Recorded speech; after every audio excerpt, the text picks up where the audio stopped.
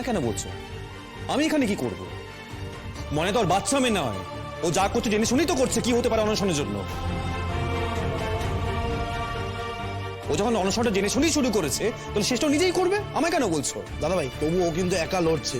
আমার মনে হয় আমাদের ওর পাশে দাঁড়ানো উচিত, অন্তত তো। যা না, তুই যা ওর পাশে গিয়ে বস অনশনে, যা। আমায় বলিস না সব। আর আমি সবার সামনে একটা কথা খুব ভালো করে ক্লিয়ার করে দিতে চাইছি, ময়নার অনশনের বিষয় নিয়ে এরপর থেকে আমায় কেউ কিচ্ছু বলবে না। আমি ওর ব্যাপারে কিছু জানতে চাই না, শুনতেও চাই না।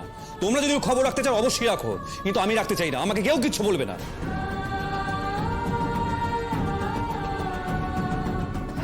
কথাটা কিন্তু সবাই মাথায় ঢুকিয়ে দাও। ময়না অসুস্থ হলে তোকে খবর দেবো না তো?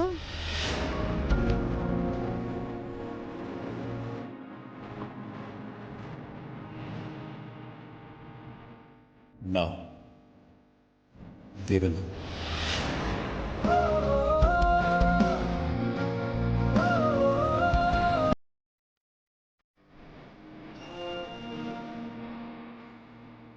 পটি, এখন কি হবে? সেই হোক না কেন, খুব একটা ভালো কিছু যে হবে না এটা আমার মনে হয়।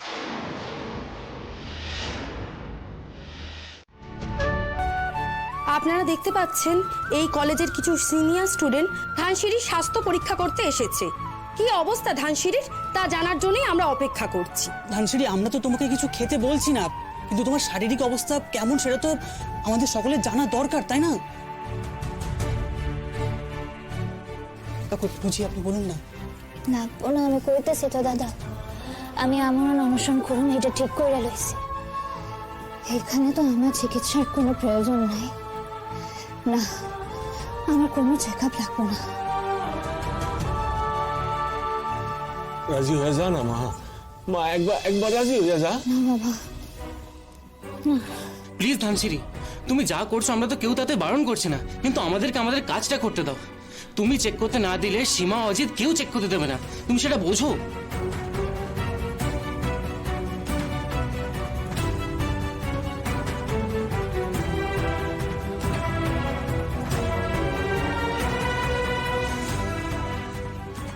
না, চেক করানোর কোনো প্রয়োজন নাই। ধানসিঁড়ি কিছুতেই শারীরিক পরীক্ষা করাতে দিতে চাইছেন না। তার বক্তব্য, তিনি আমরণ অনশন করছেন, সে কারণে স্বাস্থ্যের কথা ভাবার কোনো কারণই নেই। এখনো কি টনক নড়বে না কলেজ কর্তৃপক্ষের? তাহলে আর কবে? ধানসিঁড়ি একা নয়, ধানসিঁড়ির সাথে আরো অনেকেই অনশন করছেন, এবং কতদিন অবধি তারা অনশন চালাতে পারবে তাও আমরা জানি না। কিন্তু অদ্ভুত বিষয়, কলেজ কর্তৃপক্ষের এই বিষয়ে কোনো রকম চেষ্টাই নেই। তাহলে কি মৃত্যু অবধি অপেক্ষা করতে হবে আমাদের?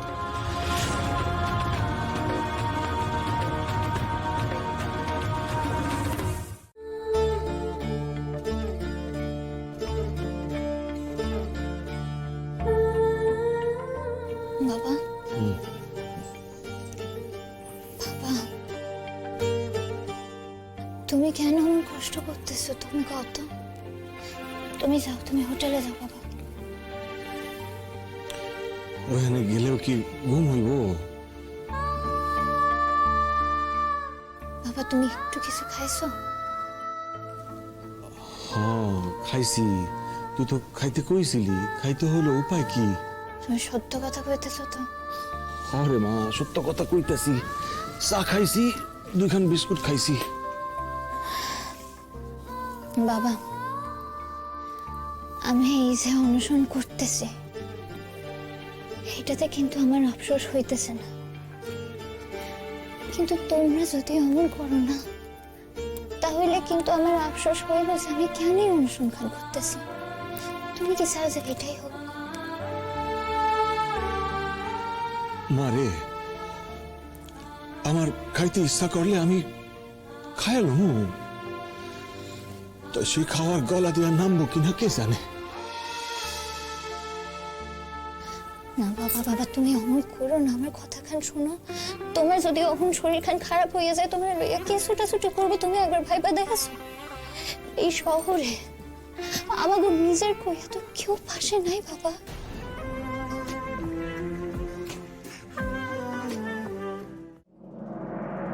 সীমা, আমি একটু আসছি। হ্যাঁ, তুই ভাবিস না রে মা, আজ রাইতে যাও, কাল ভাত খাম। তুমি কথা দিতেছো তো? মানসিরি, আমি একটু আসছি। হ্যাঁ হ্যাঁ, ঠিক আছে, যাও যাও যাও। আরে ডক্টর দাশগুপ্ত,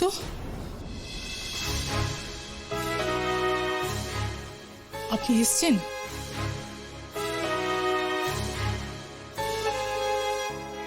হ্যাঁ, ওই দেখতে এলাম আর কি। আসুন আসুন আসুন। জামাই আইসো আইসো আইসো আইসো জামাই।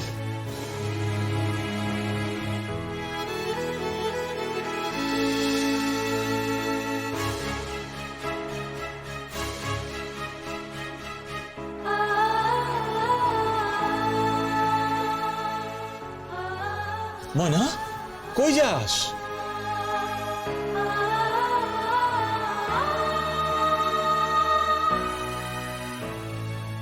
আমি আমি আসছি। হ্যাঁ, জামাই কই যাইতাছ?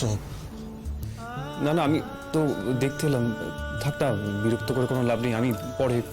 আপনি এত দূরে এসছেন, তাহলে ধানসিঁড়ির সাথে একটু কথা বলে যান। ও তাহলে মনে একটু জোর পাবে, বুঝলেন? হ হ হ, যাও বাবা যাও। ও তো আমার সঙ্গে কথাই বলতে চায় না, বুঝিয়ে দিল তো। না না, থাক, বিরক্ত করার কোনো দরকার নেই। আমি কেউ বিরক্ত হবে না, আপনি আসুন না, আসুন। যাও যাও যাও।